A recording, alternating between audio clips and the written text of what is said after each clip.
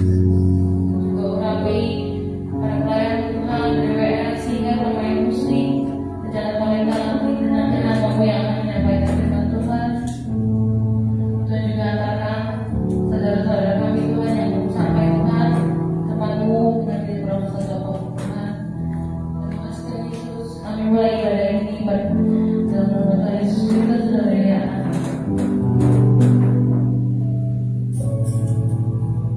Kasih kita berdiri, kita akan melakukan pujian secara bersyukur.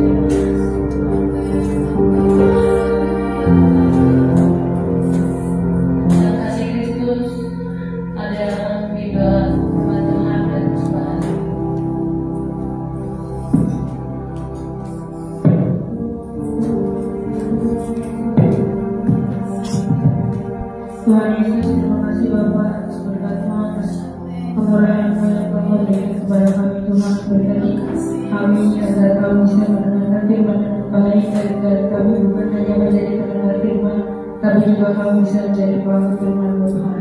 Berkati yang akan menyampaikan firman-Mu, berkati kami Tuhan. Di dalam nama Tuhan Yesus, kami sudah bisa berdoa dan mengucap syukur. Haleluya.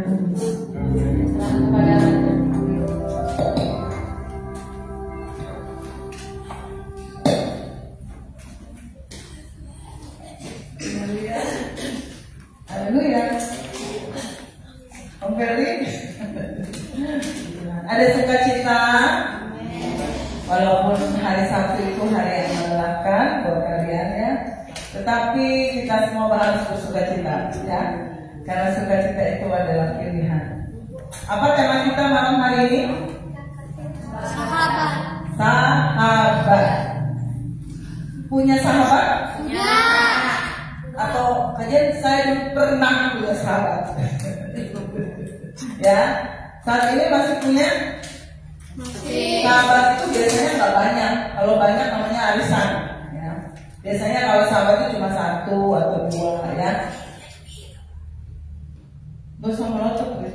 Kalau Rizka melotot kalian takut bener. Biasa aja, santai tapi serius ya. Senyum. Senyum. Tadi pagi ada sahabatnya Aca datang. Aca, dia lagi doa. Itu teriak-teriak jualan goreng tak apa nasi lambi. Aca, ternyata sahabatnya datang. Mau ngajak lari, yang diajak lari masih tidur. Tapi untung ada Om Denny. Kalau nggak ada Om Denny, Haji biasanya biarin. Tapi dia pulang lagi ya. Jalan nggak? Oh naik motor ya. Untungnya naik motor jadinya nggak capek-capek banget ya. Waktu beberapa bulan lalu dia pernah jalan dari rumahnya ya, beratnya jalan sampai sini, acanya masih bobo cantik dan nggak ada yang bangun. Benar-benar kita masih tidur kalau nggak salah ya. Yang ada yang bangun pokoknya nggak ada yang itu. Dan dia pulang lagi, kasihan banget ya. Tapi sebagai sahabat yang baik, dia nggak marah sama Aca, paling ditonjok. Ya. Setiap kita pasti memiliki sahabat. Saya punya sahabat di sekolah. Oh ada guru saya katanya. Ada kawan kok. Rizka punya sahabat. Banyak lah. Itu bukan sahabat namanya. Jadi sahabat kok paling banyak 1, 2, 3 lah. Kalau banyak tuh biasanya teman biasa. Kalian kan nggak mungkin curhat ke 10 orang kan? Nggak mungkin, biasanya ke 1, 2 orang. Orang yang dipercaya itu sahabat ya. Topsi punya sahabat? Ibu saya.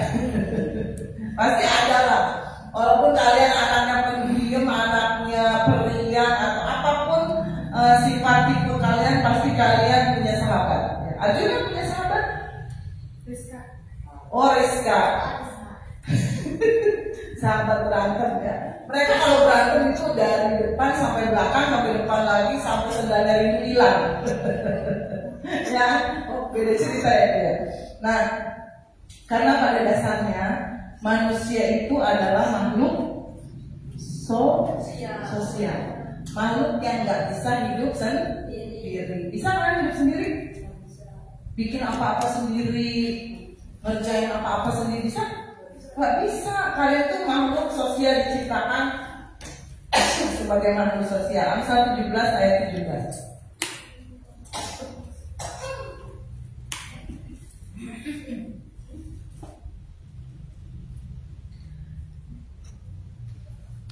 Seorang sahabat menaruh kasih setiap waktu dan menjadi saudara dalam kesukaran. Amsal mencatat, ini gampang diingat ya.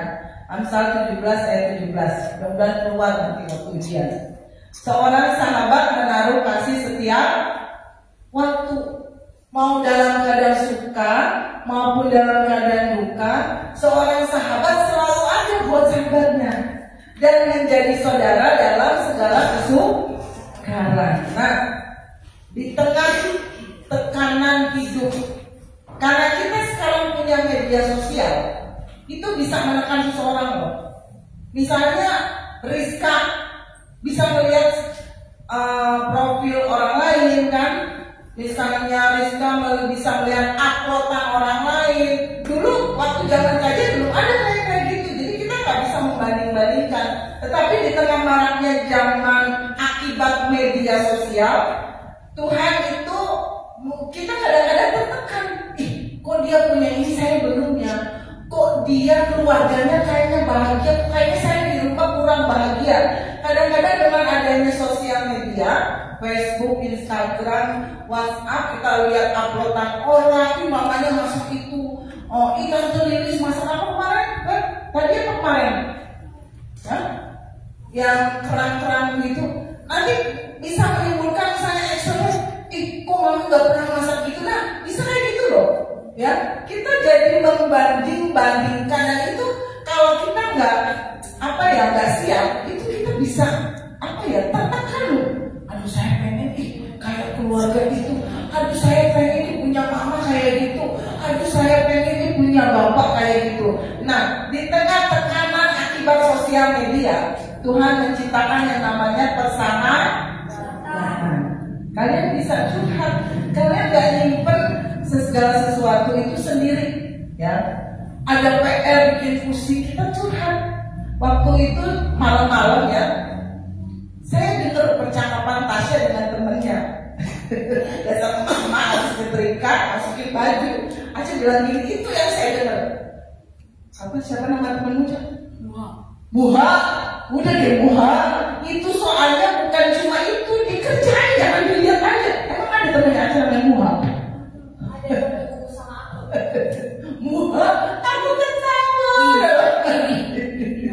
Ya, itu kadang kita kalau lagi pusing, itu ngobrol kayak gitu bisa mengurangi beban gitu ya. Pusing matematika, apalah itu pelajaran yang sulit. Kadang-kadang kalau kita cerita, itu seorang dua orang tekanan itu berkurang. Ya. Nah itu fungsinya sahabat. Tapi perhatikan, yang namanya sahabat di dunia itu terbatas. Perhatiannya terbatas, tenaganya terbatas, waktunya terbatas, apalagi pertolongannya terbatas, betul? Tenaganya terbatas, apalagi yang terbatas? Semua serba terbatas. Tapi saya dan teman-teman punya sahabat sejati yang namanya siapa? Tuhan Yesus Kristus, yang menjadi sahabat saya dan teman-teman, yang tidak pernah terbatas dalam segala hal. Berarti kalian boleh punya sahabat ya, tapi jangan menggantungkan sepenuhnya kehidupan kalian. Aduh kalau udah ada dia saya mati aja deh. Jangan kayak gitu ya. Persahabatan itu dinikmati, tapi bukan kita gandol sama sahabat kita sampai apa dia jangan. Tapi salah satu sahabat kita itu bukan salah satu, satu-satunya sahabat sejati yang harus saya dan teman-teman miliki adalah Tuhan Yesus Kristus. Dia gak pernah mengecewakan, dia gak pernah meninggalkan, kasihnya tidak terbatas, tenaganya tidak terbatas, waktunya full 24 jam, 1 minggu 7 hari, 1 bulan 31 hari, 1 tahun 12 bulan full buat kita semua. Tidak terbatas. Dalam Alkitab kalau teman-teman baca, ada beberapa kisah persahabatan. Apa yang kalian ingat di Alkitab? Yang dicatat oleh Alkitab. Ada yang ingat? Daud dan Goliat. Sahabat main itu kan. Daud dan Yonatan. Ya. Terus dalam teman-teman baca deh kisah Daud. Ketika Daud dikudeta oleh anaknya, siapa yang mengkudeta Daud? Depannya A.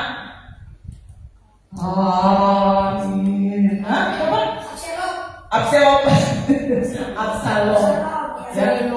Itu Daud itu melakukan pelarian. Dalam melakukan pelarian Daud tidak sendiri. Dia berenang bersama sahabat. Nggak mungkin pelarian sendiri. Ada yang nyediain makanan, ada yang jadi penasehat penasehat perang Daud itu luar biasa. Ya, namanya Husai. Tadinya Ahitofel. Karena Ahitofel sakit hati, kalian bacalah. Kalau diceritain sampai jam 12 malam gak berhenti. Ahitofel itu penasehat perang Daud yang nasihatnya setara dengan tingkat dewa. Kalian bisa baca di Alkitab. Apa buktinya aja? Daud gak pernah kalah loh. Itu salah satunya karena penasehat perangnya yang bernama Ahitofel. Ahitofel di ujung cerita dia sakit hati, dia akhirnya berpihak kepada anaknya yang mengkudeta Daud seperti Absalom. Nah, ketika Daud melakukan pelarian, dia nggak sendiri. Di situ ada Husai yang jadi penasihat perangnya dan dia bilang sama Husai, udah kamu ke istana, pura-pura kamu jadi anak buahnya Absalom. Padahal dia setia sama Daud si Husai ini. Jadi dia yang menggagalkan strategi perangnya Absalom. Sehingga Absalom di akhir cerita kalah. Jadi ada dua penasehat Absalom ya, Ahitofel dan Husai. Husai ini sebenarnya membela Daud. Nah, ketika Ahitofel menasehati strategi perang kepada Absalom, gak didengar sama Absalom. Dia mendengar nasihat Husai. Akhirnya Absalom kalah, Ahitofel gantung diri. Itu fungsi sahabat. Daud punya sahabat yang namanya Husai. Ketika melakukan pelarian, Daud juga mempunyai sahabat yang bernama Barsilai. Barsilai ini seorang pengusaha. Jadi ketika Daud melakukan pelarian dari Absalom, dia nyediain makanan yang itu disupport sama dia. Daud dari pasukannya tidak kekurangan makanan. Sama Barsilai disediakan yang terbaik. Sehingga dalam melakukan pelarian, Daud dalam keadaan baik-baik saja. Itu fungsi sahabat ya, dalam suka maupun duka ya. Nah, kita juga kenal yang namanya Yosua dan Kaleb ya. Ingat cerita 10 pengintai? 8-nya nggak percaya, tapi yang 2 ini Yosua dan Kaleb, dia membawa berita yang positif kepada Musa ya. Dari mereka muda, Yosua dan Kaleb, mereka sahabatan sampai mereka jadi kakek-kakek. Mereka tetap sahabat-sahabat dan masuk ke negeri perjanjian. Enak nggak? Kalau sahabatnya nyambung, klop, satu frekuensi, kalau anak jangan sekarang bilang, ya. Ingat juga Paulus, dia punya sahabat yang namanya Silas, Barnabas. Jadi kita tuh memang benar-benar makhluk sosial, nggak bisa melakukan segala sesuatu sendiri. Ya. Nah, ada di Alkitab yang menarik. Ini benar-benar persahabatan yang luar biasa. Kalian ingat cerita seorang lumpuh yang digotong oleh sahabat-sahabatnya 4 orang? Pernah baca? Pernah ya? Apalagi ini di kitab Injil. Coba buka Markus 2. Waktu itu Bait Allah itu penuh, pintu-pintu penuh dengan orang-orang, sehingga yang 4 orang ini, Markus 2 ayat 1 dulu, mau bawa temennya yang dalam keadaan lumpuh sama Yesus. Nah ini ya. Kemudian sesudah lewat beberapa hari, waktu Yesus datang lagi ke Kapernaum, tersiarlah kabar bahwa ia ada di rumah. Jadi ada Yesus di rumah itu, ada Yesus. Nah, 4 orang sahabat ini dia pengen bawa temannya. Kita bawa teman kita yang lumpuh biar disembuhkan oleh Yesus. Ayat 2. Coba apa yang terjadi? Maka datanglah orang-orang berkerumun sehingga tidak ada lagi tempat, bahkan di muka pintu pun nggak bisa masuk. Sementara ia memberitakan firman kepada mereka. Coba apa yang terjadi di ayat 3? Ada orang-orang datang membawa kepadanya seorang apa? Lumpuh, digotong oleh 4 orang. Kalian bicara ya, kalau mau membayangkan ini, suka lihat kalau orang yang di pemakaman nurunin jenazah, biasanya kan minimal 4 orang ya. Nah kayak gini, coba ayat 4. Tetapi mereka tidak dapat membawanya kepadanya karena orang banyak, itu banyak orang penuh. Lalu mereka membuka atap di atasnya. Bayangin, ini dibuka, sesudah terbuka ini dirusak, pasti dirusak loh. Sesudah terbuka mereka menurunkan tilam. Tempat orang lumpuh itu terbatas. Saya bertanya, gampang nggak nurunin orang lumpuh dari atas atap? Enggak. Susah. Kiri, lurus. Ya, betul. Awas, di bawahnya ada orang. Sebelah sini. Ya kan? Kayak gitu kan? Awas, kiri. Kalau nggak kompak, ya, nih yang 4 orang. Kalian bayangin deh. Kalau nggak kompak, itu orang bukan hanya lumpuh, tapi bisa mati, jatuh dari kiri. Udah lumpuh langsung rip. Ya, coba kalian bayangin. Kalian kalau baca kitab jangan cuma sekedar baca. Bayangin loh, cerita ini loh. Bagaimana 5 orang bersahabat bawa temennya yang lumpuh, pengen lihat temennya sembuh. Sampai segitunya mereka bongkar atap, nurunin di hadapan Yesus. Coba bayangin. Yang pasti berat badannya nggak mungkin gemuk ya, kayaknya ya. Kalau gemuk itu atapnya langsung ambruk. Baru naik, bruk. Satu jatuh, satu ketinggalan di atas. Coba bayangin. Tapi puji Tuhan, mereka bersahabat ini kompak. Turun, ya turun. Agak ke depan, ya kiri. Yang gitu loh. Akhirnya mereka masuk. Dan ini gimana? Sembuh nggak yang ngomong ini? Coba. Ketika mereka habis melewati peristiwa ini, persahabatan mereka bilang, kamu hebat banget ya, bisa nurunin saya, kalian berempat ini luar biasa. Pasti yang lumpuh yang sembuh itu berterima kasih. Mungkin langsung syukuran. Ya, ayo makan, karena saya sudah sembuh. Itu kisah persahabatan. Sekalian yakin kalian punya cerita tersendiri dengan sahabat. Betul? Ya, berbagi roti yang cuma sepotong, apalagi berbagi permen. Kamu ngantuk ya? Nih saya gigitin permen. Jember. Ya, kamu haus ya? Kayak kemarin ada cerita Excel tuh kajian bawain karena hari Jumat ya Sel. Kajian cuma bawain tempat minum segini, satu doang. Terus dia cerita, kami kurang katanya, aku masih haus. Akhirnya aku minta punya anak, akhirnya aku minta punya Moses masih utuh. Aku belum. Aduh, saya cerita gitu. Ya mungkin karena suka lari-lari, jadi minum yang satu itu kan hari Jumat kan pikir kaget cuma sebentar, jam 10 aja udah pulang gitu. Ternyata mungkin aktivitasnya memerlukan minum. Jadi yang punya dia habis, ya minta ke Alma, minta ke siapa, akhirnya ke Moses gitu ya. Jadi itu fungsinya sahabat. Berbagi jigong. Ya, kalian juga gitu nggak? Nggak peduli ya teman kalian mau nggak gosok gigi 2 hari, kita kan nggak tahu. Tapi kalau sahabat, teman deket, ya nggak masalah. Kalau diingat sekarang mungkin jember ya. Tapi karena persahabatan itu, nggak bikin kayak gitu loh.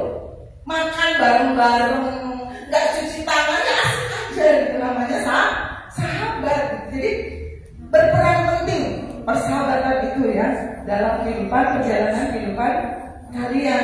Sahabat itu sangat berperan penting. Oleh sebab itu hati-hati dalam menjalin persahabatan karena itu mempengaruhi. Kalau sahabat kalian itu suka hal-hal yang negatif, kita bisa kebawa loh. Misalnya teman sahabatnya Adel ya, suka ngomong kotor, itu lambat laun ya. Adel ngomong kotor udah gak bisa, karena terbiasa, ya kan?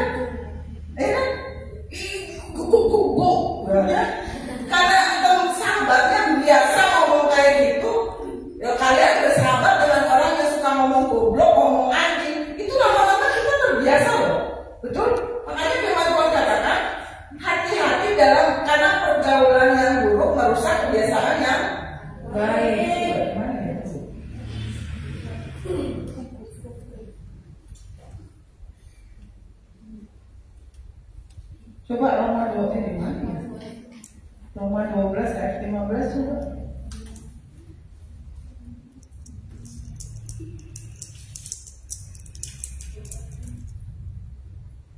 Oh, 1 Korintus 15.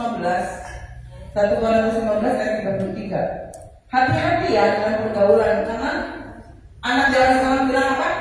Circle. Itu hati-hati. Ketika nah ini 15 ayat 33 nih. Hati-hati dengan circle kalian, ya. Bijaklah memilih seorang teman dekat. Janganlah kamu sesat, janganlah Rizka sesat, janganlah Arjuna sesat, dan semua yang ada di sini, ya. Alkitab mencatat pergaulan yang buruk.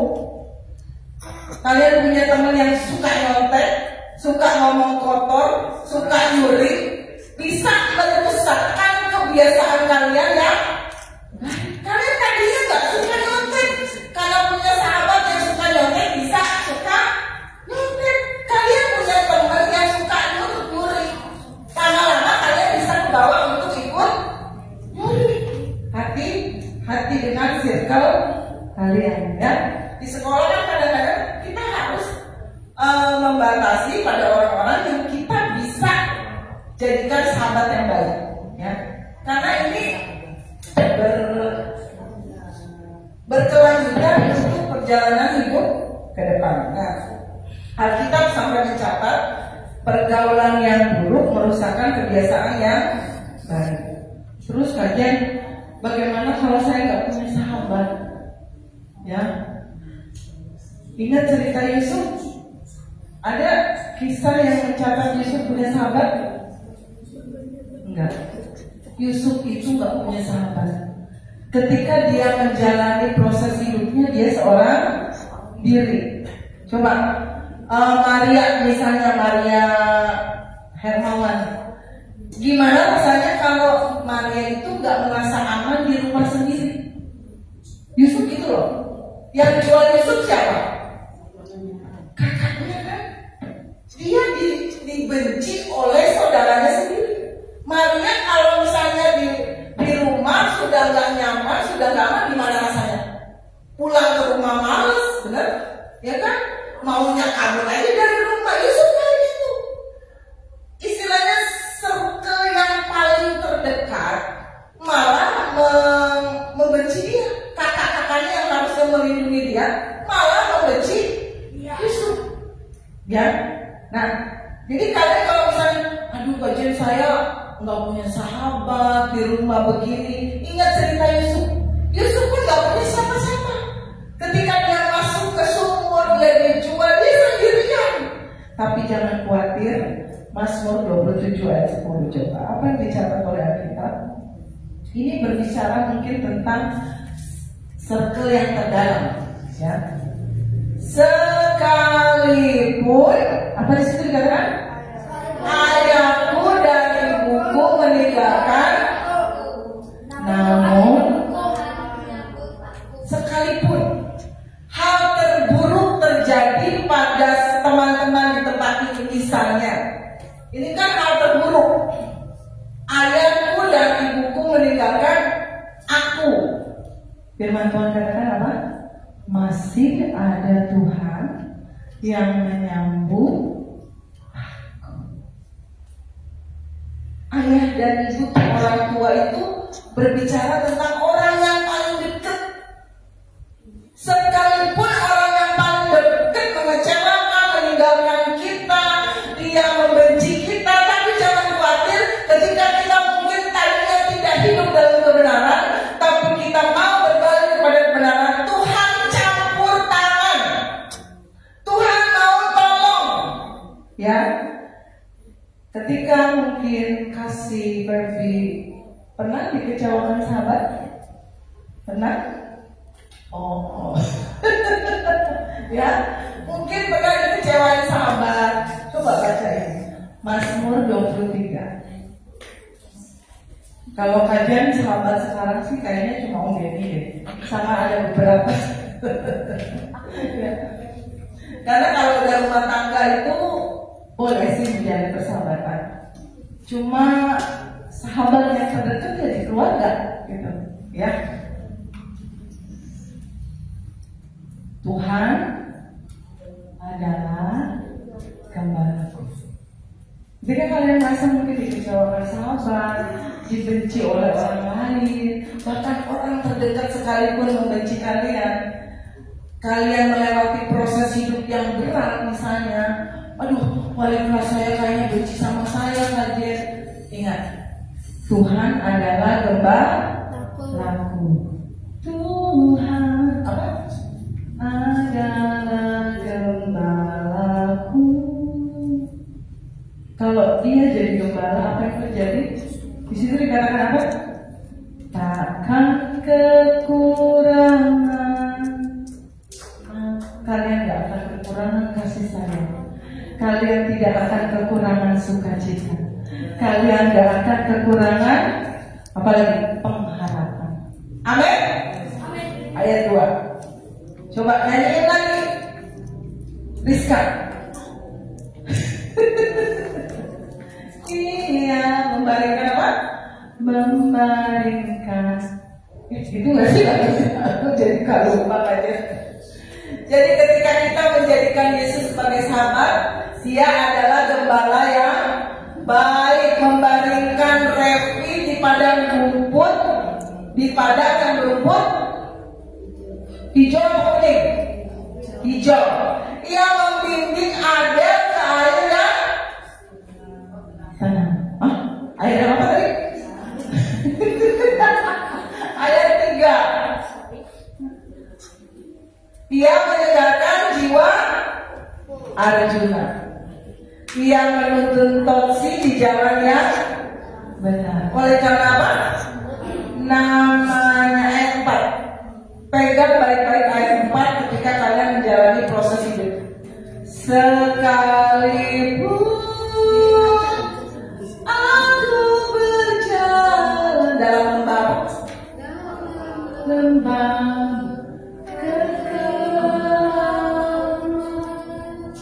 Feby tidak akan takut bahaya, sebab Engkau beserta dengan kasih gadamu dan tongkatmu, itulah yang menghibur Rizka. Amin.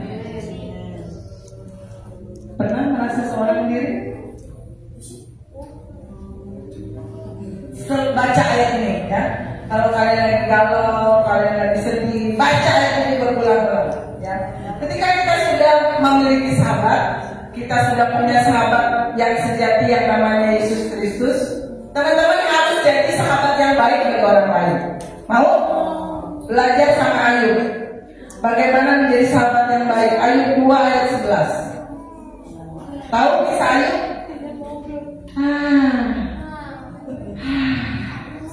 Ayub 2 ayat 11. Tahu yang terjadi sama Ayub? Semuanya hilang. Hartanya hilang, anak-anaknya mati, istrinya marah-marah sama dia dan meninggalkan dia. Ayub itu pengusaha. Anggap aja sekarang Ayub itu pengusaha. Siapa pengusaha yang terkenal yang kalian tahu di Indonesia? Hah? Agus Salim. Siapa? Hah?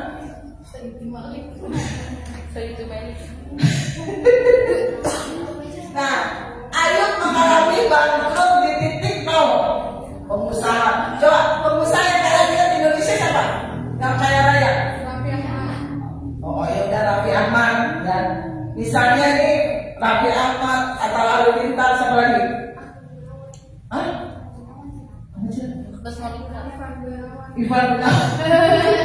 Putri kecil lainnya. Dia Ricis enggak? Nah, ini Ayub lagi jatuh ya. Ayub lagi mengalami masalah. Semua hilang, istri meninggalkan dia. Dia kena sakit penyakit. Apa yang terjadi dengan sahabatnya? Teman-teman baca, ini persahabatan yang luar biasa. Ketika ketiga sahabat Ayub mendengar kabar tentang segala malapetaka yang menimpa Ayub, maka mereka menjauh, diam-diam meninggalkan Ayub. Apa gimana? Maka datanglah mereka dari tempat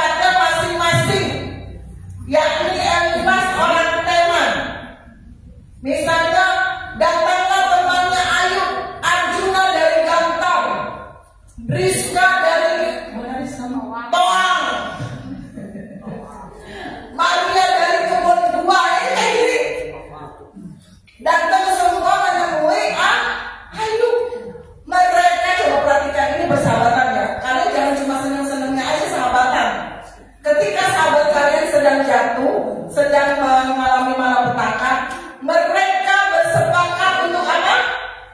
Mengucapkan bela sungkawa kepadanya dan menghibur. Ya, apa yang terjadi di ayat 12?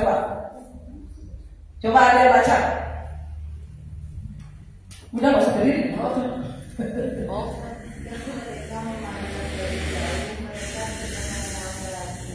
Lalu menangislah mereka dengan suara nyaring.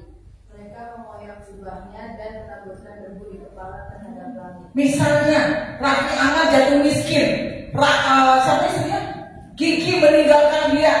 Kalian kalau nggak dibayangin kan nggak bisa membayangin. Raffi Ahmad nggak punya apa-apa. Rafathar sama Cipung mau mati, Lili juga mati. Ini kan ceritanya kayak gitu, ya. Kayak gitu. Ini yang dialami Ayub. Loh, kalian ketawa-ketawa. Ini yang terjadi sama Ayub. Kajian umpamakan Ayub itu Raffi Ahmad kehilangan semua, Raffi Entertainment bangkrut, Gigi meninggalkan dia lari keluar negeri, Rafathar sama Cipung sama-sama Lili mati, semuanya hancur. Oh, itu yang terjadi, kan? Apa yang terjadi? Mereka udah gak kenal lagi itu siapa sih Ayub itu, mereka udah gak tahu karena sakit, udah penyakitan, mungkin Ayub udah gak karuan lututnya. Apa yang terjadi di ayat 13? Coba perhatikan di ayat 13. Ini benar ya? Lalu mereka duduk bersama-sama dia di tanah selama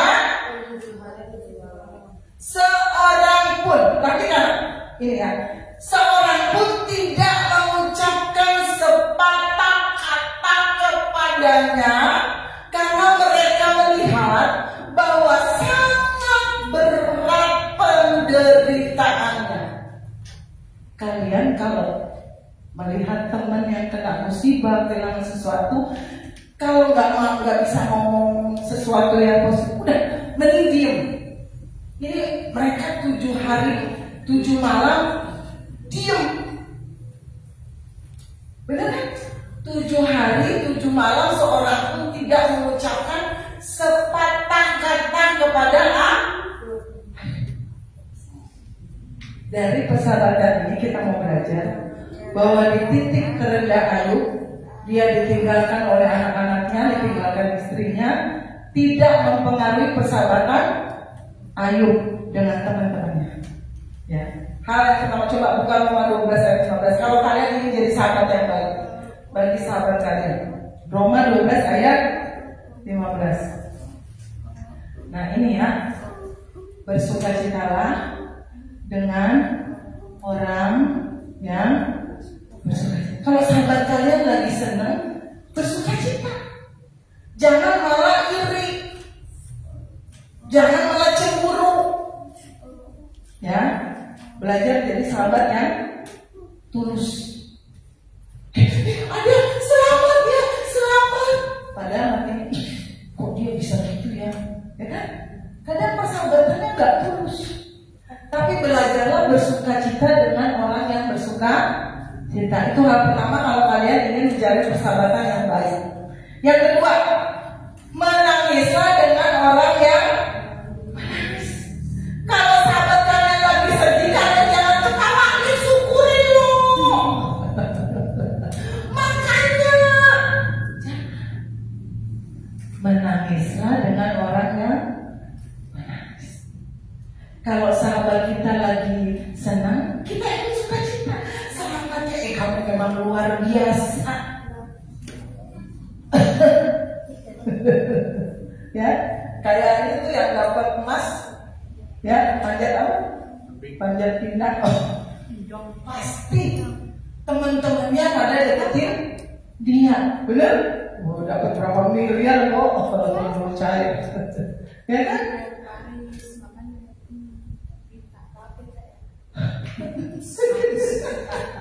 Tahu dirinya? Nggak tahu siapa katanya. Kenal? Sih nggak tahu ya. Lihat berita makanya. Ini kayak gini. Bersukacitalah dengan orang yang bersuka cita. Tapi sukacitanya tulus loh ya. Jangan dalam arti, oh saya mudah-mudahan kau lagi nanti juga dapat. Menangislah dengan orang yang itu kalau kita mau jadi sahabat yang ketiga, Yakobus 1 ayat 19. Yakobus 1 ayat 19. Hai saudara-saudara yang kukasihi, ya, ingatlah hal ini. Setiap orang hendaklah cepat untuk mendengar, tetapi lambat untuk dan juga lambat untuk tanya Maria itu sama di dapur. Ini salah ayat ini. Nggak salah. Cuma teriak.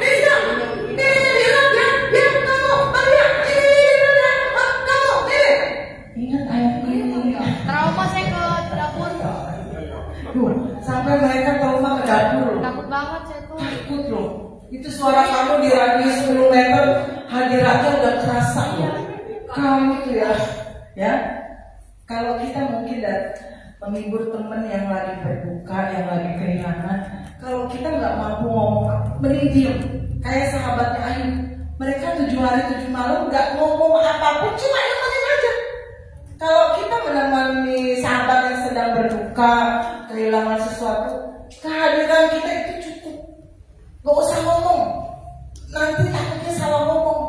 Misalnya Maria lagi dapat musibah, ada bilangin, kamu punya dosa kali Maria sama adik-adik kamu. Itu malah bikin Maria tambah, ya kan? Karena kita keceplosan. Ya, kamu mungkin ada ini Maria, jadi kamu kena. Jangan. Jadi sahabat yang bijak. Kalau kata-kata kita membuat sahabat kita sakit, udah mesti gak usah ngomong. Diam aja, kehadiran kita itu lebih dari cukup. Mau jadi sahabat yang baik?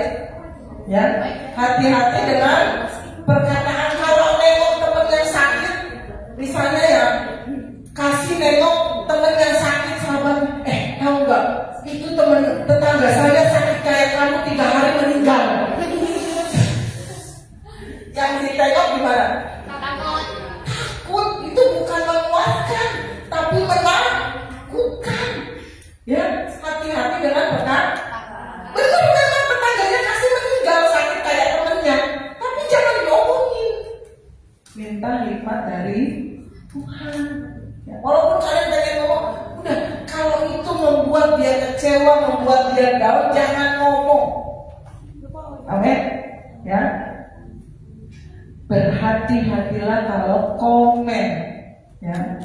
Komen di Facebook, komen di Instagram. Hati kan nggak kelihatan aja, tapi Tuhan Maha tahu. Nanti di pengadilan di akhirat kalian nanti ditunjukin loh. Adel, hari ini tanggal segini, bulan ini, tahun ini, komen begini, bikin sahabatnya kabur dari rumah. Misal, ya.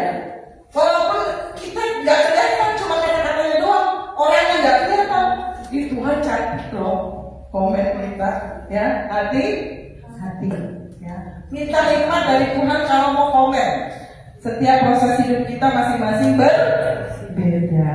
Jalinlah persahabatan yang sehat. Bersahabat, bersuka dengan sahabat kita.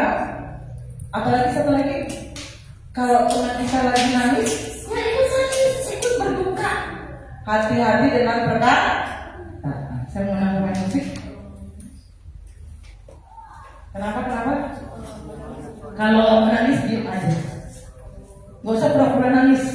Iya, benar. Kalau kalian misalnya teman kalian nangis, kalian nggak bisa nangis, itu diam aja. Yang penting kehadiran kita sangat berarti. Nggak usah pura-pura nangis. Satu sih nggak usah. Oh, please kan. Mau sekali begini. Mau. Sarangnya. Yuk, berdiri. Jadi sahabat yang baik bagi teman-teman kalian, ya. Jadi sahabat yang terbaik, menangis dengan sahabat kita, bersukacita dengan sahabat kita, dan hati-hati dengan perkataan. Ya, kalian kalau bercanda pakai saringan, ya. Hati-hati. Ya. Setiap proses hidup kita berbeda-beda. Tuhan tahu ceritamu, Tuhan tahu kemauanmu, tapi Tuhan bisa melihat cara Tuhan memproses hidup kamu. Luar biasa. Semangat, jadi sahabat yang terbaik bersama.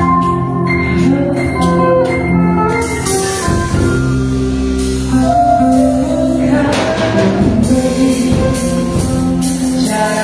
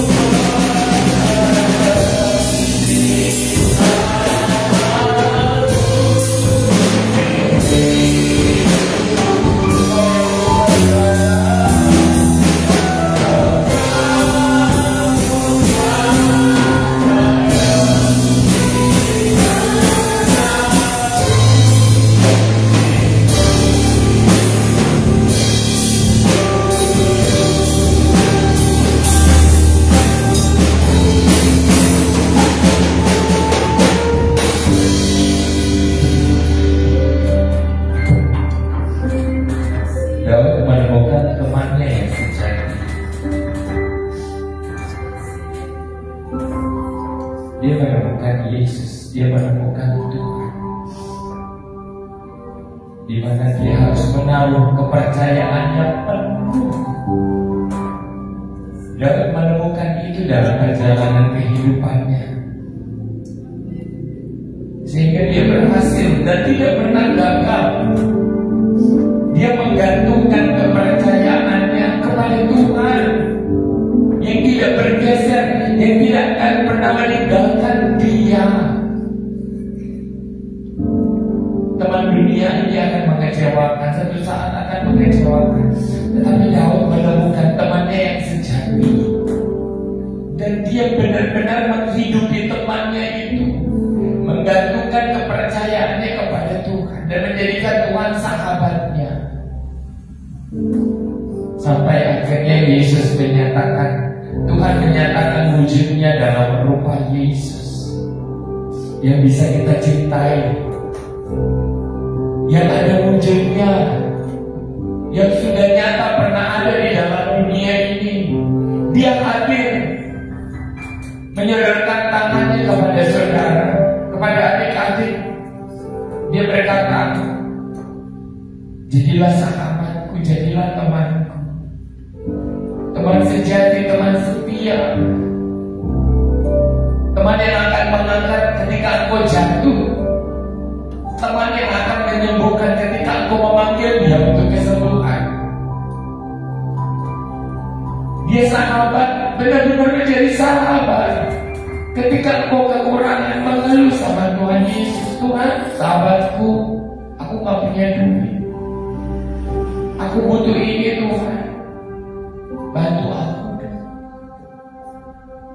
Tuhan, orang tuaku butuh ini, engkau kan sahabatku ya, nyatakan dong Tuhan. Ketika engkau terjatuh, Tuhan, teman-temanku pada meninggalkan aku, tapi aku tahu engkau ada bersama dengan aku. Tuhan, hibur aku, Tuhan. Dia ada. Daud tidak melihat rupa nyata daripada Yesus, tetapi dia mampu menyatakan dalam dirinya dia mengasihi Tuhan. Dari segala-galanya dia berkorban. Dia merelakan harta kekayaannya demi Tuhan. Makanya Tuhan mau berkata, mau katakan keturunanku dari keturunan Daud. Dan sekarang Yesus sudah menjadi nyata, menjadi sosok yang bisa dicintai, menjadi sosok yang bisa diajak ngomong. Jangan pandang dunia ini. Adik-adik, kamu punya Tuhan yang hidup, yang mendengar. Panggil dia sekarang sahabat. Dia tidak memanggil engkau hamba, tetapi sahabat, untuk menyatakan ini aku. Panggil dia Yesus, Yesus, Yesus, Yesus. Katakan pegang tanganku Tuhan Yesus. Haleluya. Engkau tahu isi hati kami yang bersahabat. Engkau tahu kelemahan kami yang bersahabat. Engkau tahu kemiskinan kami, engkau sahabat bagi kami. Engkau yang mati bagi kami untuk menjadikan kami kaya. Engkau yang menggantikan segala bentuk dosa kami untuk kami diangkat menjadi orang-orang mulia dan kudus, dan tidak mewarisi neraka dan siksaan maut.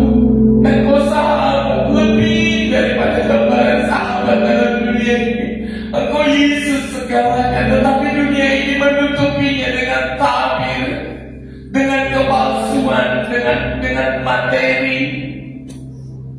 Yesus, Yesus Tuhan.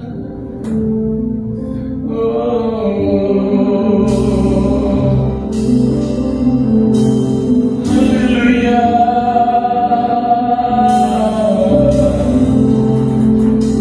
Peluk Tuhan Yesus, pegang dia. Dia ada, dia Immanuel. Glory. Siapa yang sudah menemukan Yesus dalam dirinya, hidupnya akan berubah 180 derajat. Aku akan berubah. Temukan dia dalam kehidupanmu, jadikan dia tempat curhatmu. Jangan jadikan dunia ini tempat curhatmu, tempat meluapkan keinginan hatimu, kepuasan hatimu. Mengambil sosok dunia ini menjadi favoritmu, menjadi idolmu. Jangan aku gantikan. Yesus, Yesus, Yesus yang harus ada di dalam mulut kita, hati pikiran kita. Semakin engkau mau mewujudkan, menyatakan Yesus di dalam kehidupanmu, semakin engkau naik dalam setiap perilaku, karakter, perbuatan, intelektual, kekayaan akan naik seperti Yusuf, seperti Daud, seperti Daniel. Mereka mengenal Yesus yang adalah firman, terlebih kita yang sudah dinyatakan dalam wujud Yesus.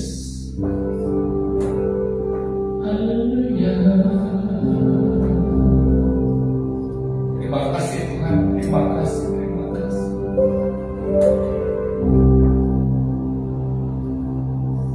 Terima kasih Tuhan. Terima kasih Yesus, sahabat. Katakan terima kasih Yesus, sahabat. Sahabat sejati. Tak akan kugantikan dengan dunia ini, dengan sosok apapun, seganteng, secantik apapun sosok dalam dunia ini, tidak akan kugantikan. Aku mau belajar Tuhan, mencintai firman-Mu, mencintai Taurat hukum-Mu Tuhan, mencintai rencana-rancangan-Mu Yesus. Rencana-rancangan-Mu bukan rencana-rancangan kecelakaan, tetapi damai sejahtera. Terima kasih Tuhan. Dari angkat tangan, terima berkat Tuhan, terima pengenalan akan Tuhan. ikat janji dengan Tuhan. Materaikan dengan puasa. Materaikan firman ini nanti dengan doa. Materaikan firman hari ini dengan janji-janji dengan Tuhan Yesus. Materaikan dengan perbuatanmu apa yang engkau mampu dari setiap firman yang ditaburkan hari ini. Ikat dalam nama Yesus. Terima doa berkat. Tuhan memberkati kau dan melindungi engkau. Tuhan menyinari engkau dengan wajahnya dan memberi engkau kasih karunia. Tuhan mengadapkan wajahnya kepadamu dan memberi engkau damai sejahtera. Jemaat yang dikasihi Tuhan, pulanglah engkau dalam persekutuan dalam kasih Allah Bapa, Anaknya yang tunggal, Tuhan Yesus Kristus dan Roh Kudus menyertai kita sampai Maranatha. Tuhan memberkati, sama-sama katakan amin.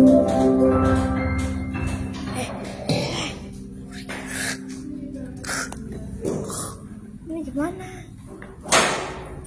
Udah koneksi kali.